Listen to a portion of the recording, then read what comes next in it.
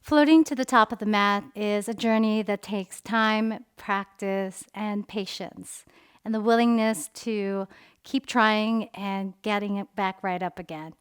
For today's class, I will be sharing all of the drills that helped me understand the float, and we'll do a bunch of different fun drills from working on our hip mobility, our shoulder strength and mobility, as well as active compression. There are a lot of components that go into floating to the top of the mat, but hopefully you'll understand that all of these pieces come together in time. You can always take a couple of the exercises from this and adjust it to your practice. You do not always have to take this entire class on its own. Just find whatever you need in your own unique body, as we all have our own unique experiences in it, and you alone can understand what your body needs and what it doesn't need. If you haven't done so already, please go ahead and hit the like and subscribe button and share this class with anyone you feel needs to see it. For today's practice, you will need a strap. And if you don't have a strap, you could always use a towel and two blocks. These blocks are going to help us as we do our floating drills towards the end of the class. And they're always great to have just for your practice so you feel supported. And we're going to be doing a lot of our compression work with the block as well. So it doesn't matter for this intention whether it's a cork or a foam block. So we're going to get started sitting onto our butts. So as you make it there, try to maintain a nice upright, long spine. Press your heels down and send your chest and heart forward. We're going to be working into hip cars, controlled articular rotations, just to get into that hip mobility.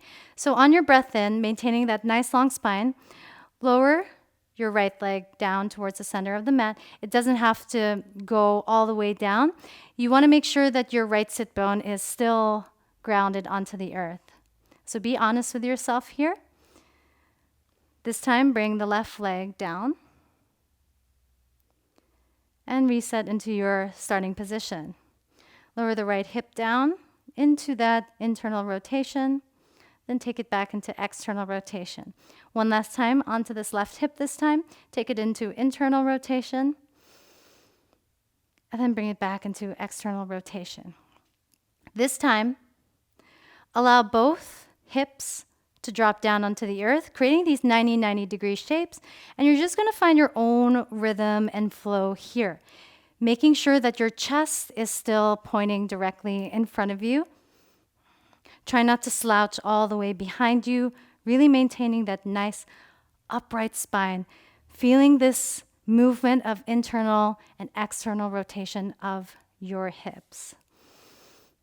This is really important for our hip mobility in both floating and into our handstands. And then allow the legs to drop so that you're facing towards the right side of the top of the mat. Take an inhale to prepare.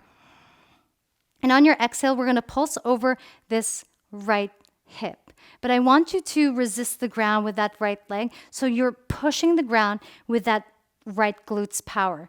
So on your next breath out, begin to pulse, maintaining that nice, long, upright spine. Don't worry about touching your forehead onto the earth. You really just want to challenge your range to the right dosage for you. And then find your upward position. This time you're going to fold over this right leg. And I want you to resist your arms with the right leg, using the power of the right glute. Imagine as if you want to lift that right leg up to the best of your ability, but your arms won't allow you to. Hold it here, maximum power for 5, 4, 3, 2, on 1. Awesome work.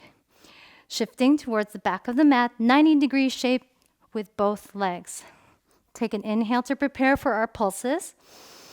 And on your exhale, pulse it down, creating this ballistic movement into the hips, into that left glute, really using the power of that left glute.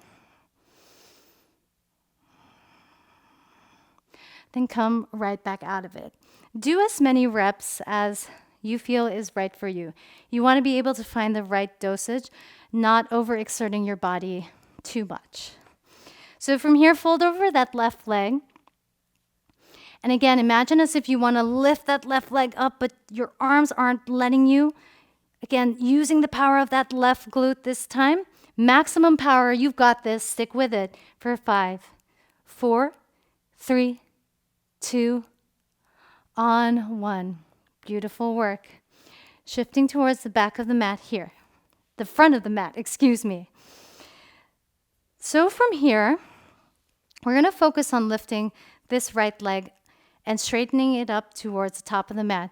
You could use your fingertips or you could use your blocks to help support you along your way. So we're going to do 5 reps of this lifting and lowering.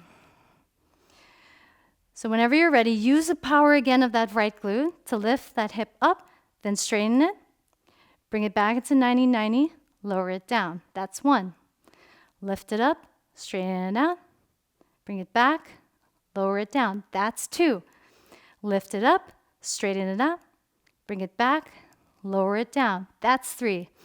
2 more rounds just like that. That's 4. That's 5. Shifting back. Facing the left side. Doing 5 reps again with that left leg. Use the power of those left glutes. It's really important to get our glutes active and engaged whenever we float, whenever we go into our handstand practice. So lift it up, straighten it out, bring it back, lower it down. That's 1. Lift, straighten, bring it back, lower it down. That's 2. Lift it up, straighten it out, bring it back, lower it down. That's 3. Lift it up, straighten it out, bring it back, lower it down. That's 4. One last time. Big, big effort here. Awesome work. Go ahead and just shake out the legs, do whatever you need. From here, we are going to meet onto our wrists. Now, the wrists are so important in creating a healthy practice. So circle over the wrists.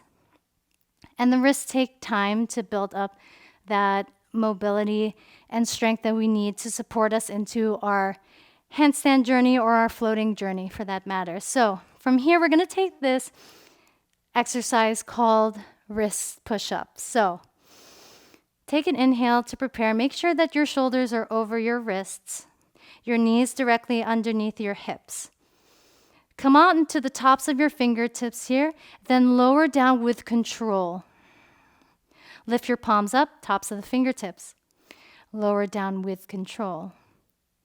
Lift, lower, lift and lower. If you want to challenge this for yourself, you could always move the shoulders past the wrists and give that extra challenge in the range of motion. From here, flip the palms so that the fingertips are pointing towards you. Gentle stretch of the wrist flexors, a very foundational component of all our floating and our handstands because the wrist flexors are our foundations. So take time to shift your hips back and just create this nice stretch. Don't overexert yourself. Just make it feel nice. Then return to center. Then from here, you're going to take the tops of your hands, place them down, apply just a gentle pressure to the tops of your hands. And what you're going to do is you're going to lower down your chest. Once you come back up, curl your fingers into your hands, creating this fist. Then extend the fingers, lower down, rise up, clench your fists together, then lower down. Beautiful work. That is a great way to open up the wrists. And I want you to just draw some figure eights, interlacing the fingers, getting a nice way to create that stretch and that warm up of the wrist flexors.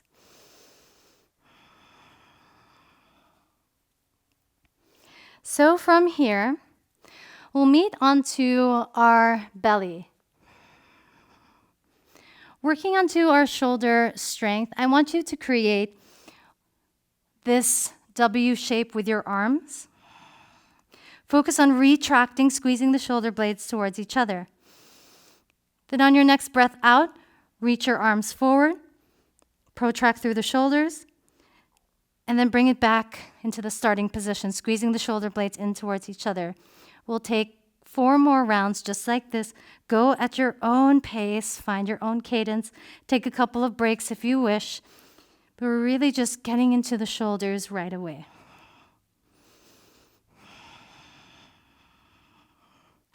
Then release. We'll take 1 full Shalabhasana just because floating takes a lot of our back body strength as well. And Shalabhasana locust pose is a pose that I recommend doing every day since we need to pay more attention in keeping a healthy spine. Grab a hold of your strap or your towel, and we're just going to work on the range of motion of our shoulders. So take it at any height you choose, any distance that helps create this movement for you. You're going to pull onto the strap or to the towel. Elevate your shoulders towards your ears. Then externally rotate the shoulders. And I want you to reach back with your shoulders, taking the shoulders into extension. Bring it back down. Bring it back to extension. Lower it down. Up into extension. Lower it down. Up. Lower it down. One last round here. Keep pulling the strap away and release. Set your strap just over to the side. And coming into our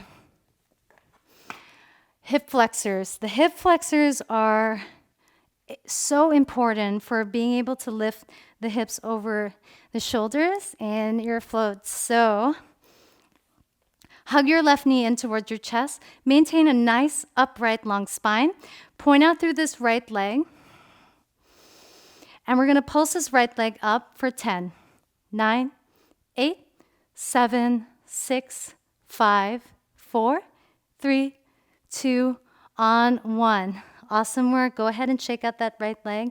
Take as much time as you need, but we're going to jump right into the left leg this time. Maintain a nice upright long spine. Point out through the left foot. Then pulse it up for 10, 9, 8, 7, 6, 5, 4, 3, 2, on 1. Beautiful work. This stuff is not easy, but the fact that you are here, awesome stuff. I mean, it's a great way to show up for yourself and to explore different ways of how to improve the technique and the skill. Working into our active compression now. Come into a straddle position. So your distance or your width should not be as wide as this. If you cannot access this range of motion, you could come into somewhat of a V stance. But we're just going to come in and fold, hinging from the hips down. This is also called the pancake. You can rest your forehead onto a block or onto the ground if you have that range. But I want you to keep your heels grounded and stay active in the inner thighs.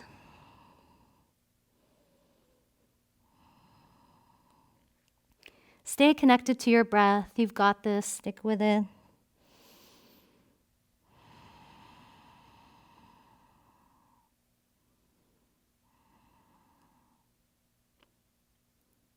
Whenever you're ready, just slowly come right back out of it. We're going to add something else here, creating this activity. Grab a hold of your block. We're going to place this block in between the ground and our midsection. So what I want you to do is I want you to imagine yourself pushing the block into the ground with the power of your midsection. So I want you to really focus on exhaling out fully we're going to exert maximum effort for a total of 5 seconds. It's really important that you exert your maximum effort in these 5 seconds. So take an inhale to prepare. Exhale fully, push down. For 5, 4, 3, 2, 1. Awesome work. This time, we're going to place our legs together. And know that you could always keep your legs bent in this forward fold. If your midsection can't connect to your thighs, keep your legs bent. There's no need to overexert your body into that kind of range of motion. So just, you could grab a hold of your heels, or you could flex the feet to create that nice different sensation of a stretch. Or even teeter between flexing and pointing the feet and just see what feels right for you.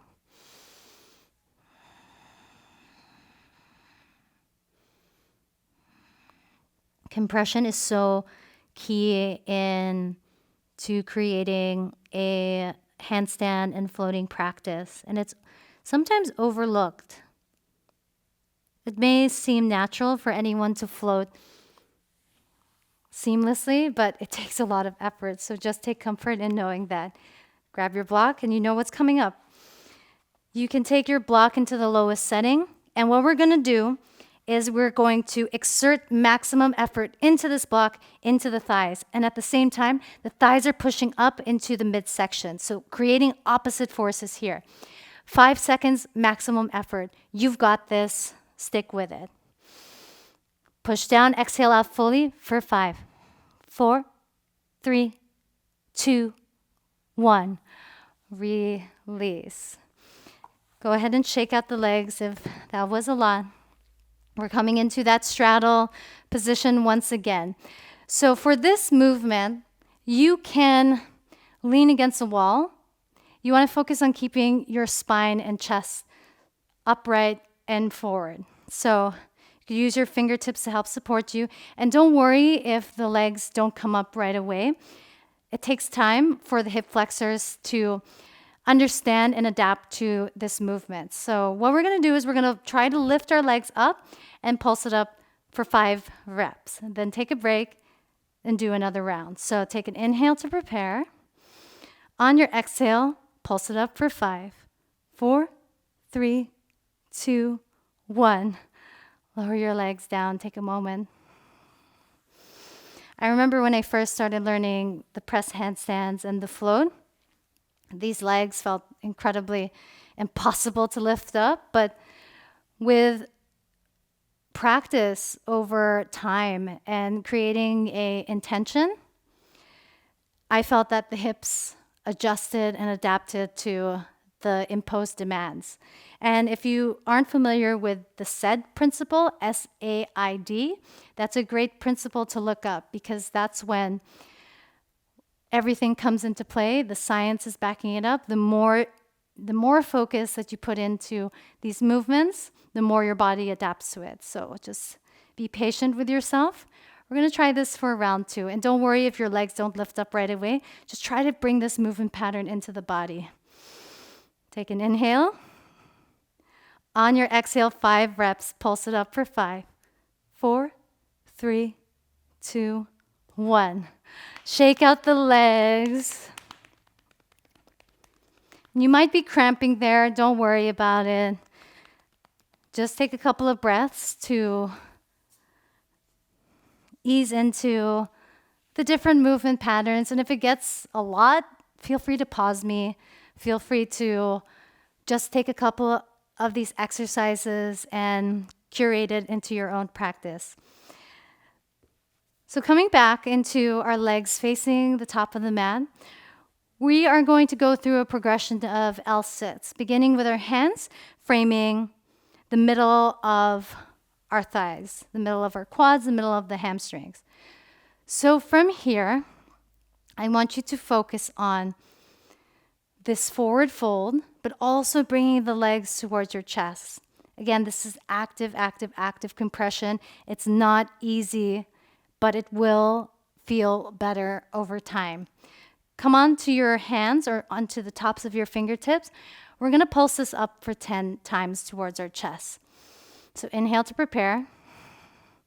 Exhale, pulse it up for 10, 9, 8. Round out through the shoulders. 7, 6, 5, 4, 3, 2, 1. Lower it down. Awesome work. And always just give your legs a nice little rubbing for the sensory input. It's also very good for your brain. Now, adding a progression here. Frame the middle of your calf muscles. And we are going to pulse the legs up 10 more times. Focus on rounding your shoulders in these L-sits. Take an inhale here. On your exhale, pulse it up for 10 times. For 10, 9, 8. Point out through the toes. 6, 5, 4, 3, 2, on 1. Whoo! That is killer. That is totally challenging for me even. So grab a hold of your blocks and we're going to play a little bit more with this compression. And I like practicing this drill with the blocks because it helps the toes tap into the wrists. So find your downward facing dog. You could shorten the stance as needed. And what we're going to do in this downward facing dog is we are going to take our right leg up high towards the sky. And to the best of your ability, you are going to drive the right toes up high on the right arm. We'll do this for 4, 3, 2, and 5. Go ahead and lower down onto your knees. Give yourself a break. Roll out the wrists if you need to. And this drill is really great for building that active compression, that ability to bring our thighs close to the midsection and up the chest. And whenever you feel ready, go ahead and step your feet to your blocks. You can shorten your stance as needed. We'll do 5 reps, this time with the left leg. Focus on bringing the left toes up high to the left arm. For 5, I struggle with my left leg. 4, 3, 2, on 1. Take a break, roll out the wrists. Draw some figure 8s.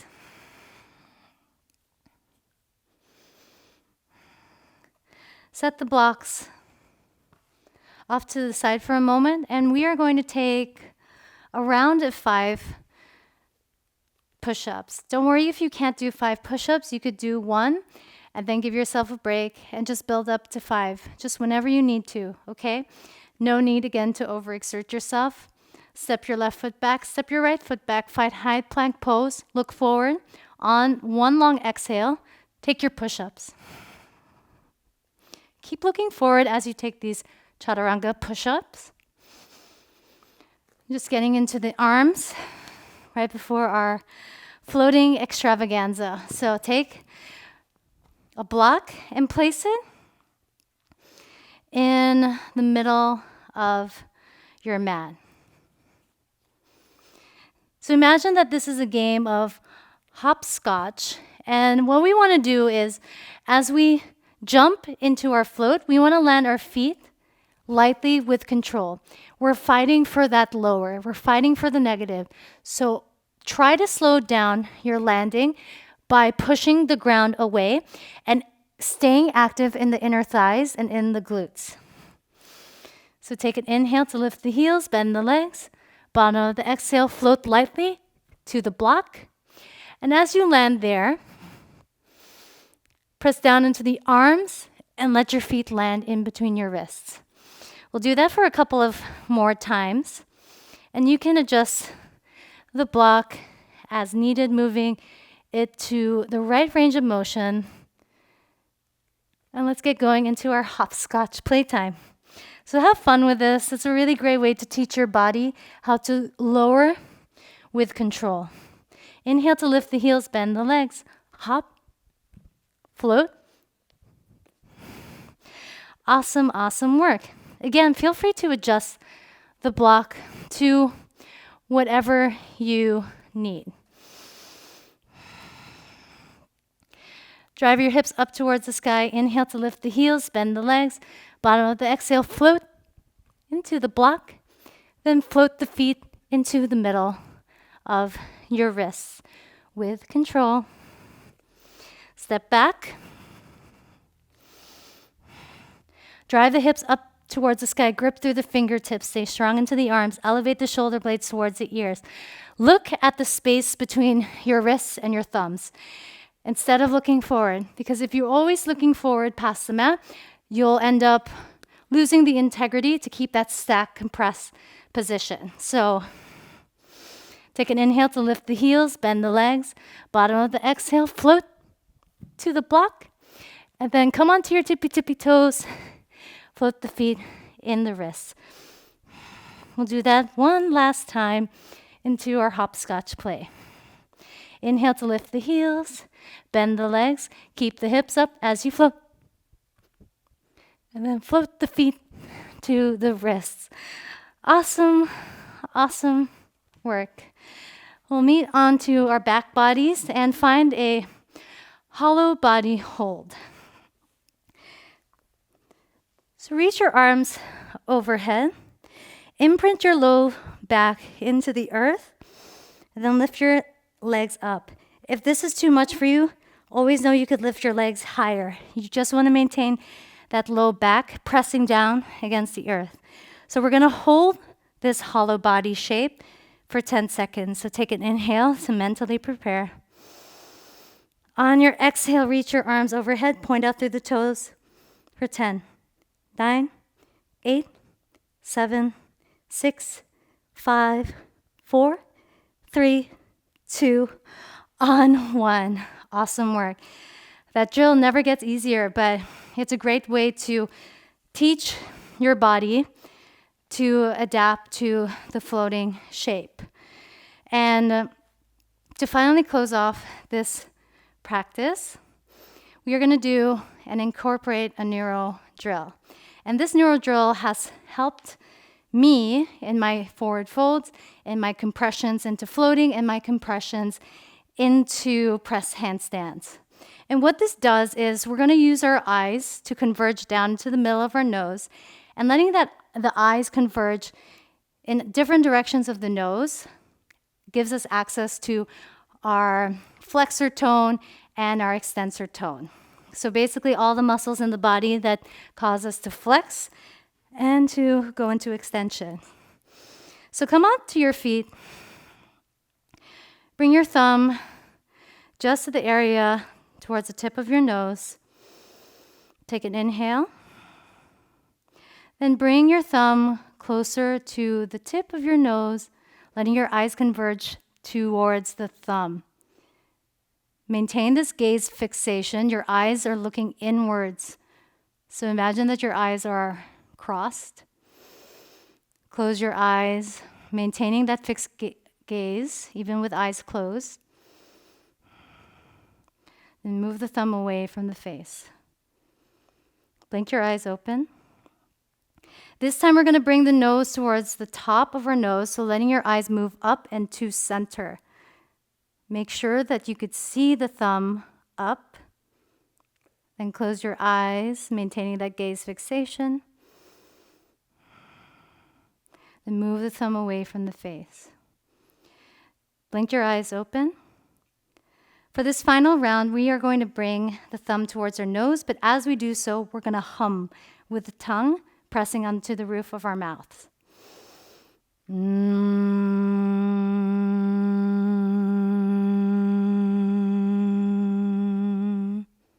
Close your eyes, maintaining that gaze.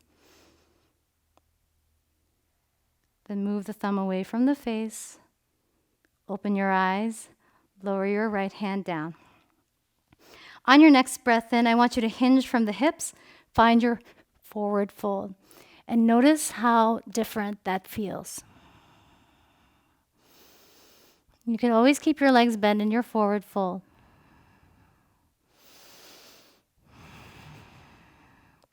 Then whenever you're ready, step your feet back. And this time we're going to work on the float by floating our feet to the outside of our hands.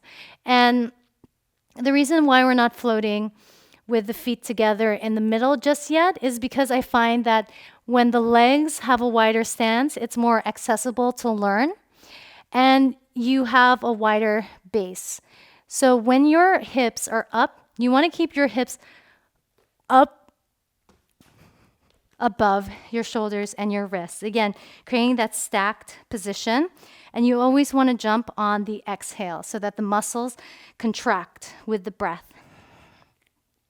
Inhale to lift the heels, bend the legs, look at the space between your wrists and thumbs. Exhale, float feet to the outside of your hands. Step your feet back for round 2. Inhale to lift the heels, bend the legs. Bottom of the exhale, float feet to the outside of your hands. As you lower down, keep pressing your hands against the earth. Inhale to lift the heels, bend the legs. Bottom of the exhale, float feet to the outside of your hands. We'll do that one last time. Keep your gaze between the wrists. Push down through the shoulders. Inhale to lift the heels, bend the legs. Bottom of the exhale, float, active your feet. Awesome work. I hope that these drills have helped you build compression. And you'll see that building this active compression is going to translate into other areas of your practice. Thank you for tuning in, and drop a comment below and let me know if these drills have helped you in your floating journey. Remember to play, have fun, laugh at yourself throughout your journey, and film yourself, because it's really important to see, especially in these times of isolation, these times of the pandemic. It's a really great way to understand your progress and understand what you need to work upon. Thank you again for practicing with me wherever in the world you may be. I appreciate you.